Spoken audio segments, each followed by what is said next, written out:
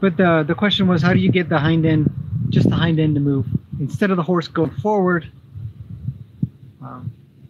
or backwards, I guess.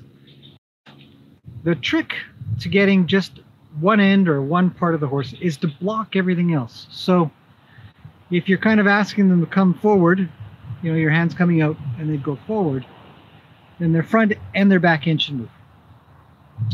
If you draw back and you pull on their nose so that it comes in towards their body, they should stop the front end and only the back end should come around. Now, if that doesn't happen and they start coming towards you, and you're doing this and they start sort of coming towards you, you're going to have to block that. And to block that activity, which is, I think, is the question being asked, you're going to have to either get bigger, or you're going to have to get louder with your lead rope or a flag or some kind of aid that allows you to tell the horse no, because you're blocking the movement towards you. And in such a case, they should back up. Now, you don't have what you want yet, but you've blocked movement you don't want, which can be almost as good as, well, it's making progress. So then you'd ask again, you'd draw the nose over, and maybe you'd get the nose to start to come over with no feet. Well, maybe you'd quit there. And then maybe draw a little bit more. Anyway, so when you do draw that, you draw the horse in and you draw their nose in, and you get them to kind of start to curl a little bit. And they might start to kind of come towards you. That front, if your horse is coming to you, I don't know what, it's probably mirrored, but I'm imagining the horse is going to my left, and that front left foot will sort of stumble in. Well, you'd block that, and then you'd reset the horse and start again.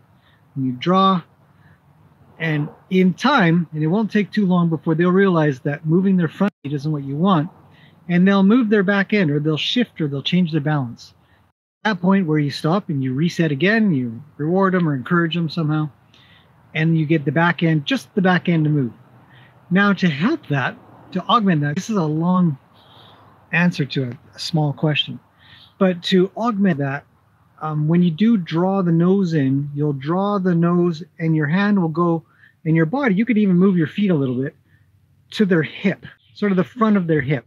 So if you're sitting in the saddle, it'd be your hip, which is sort of in line of where their hip is. If they still kind of lumber forward and they start to kind of go around you, you just block it. You block it, you back them up, and you make them stay, and then you work at it again. You draw the nose, go towards the hip, and they should, their butt should just move out of the way. And as soon as they do that, as soon as they give and they don't move their front, if they did move their front feet a little, you could forgive that at first, but in time, they shouldn't. And when they get that back end over, you could even back them up another step. So you'd have the back end, here's the front end, here's the back end. The back end would come around, and if the front end came forward, you'd block it, and then you'd get maybe 1 or 2 steps back. You just put your hands up. I mean, you guys have probably seen it in the groundwork videos that I do. You just get big or you get loud, one or the other.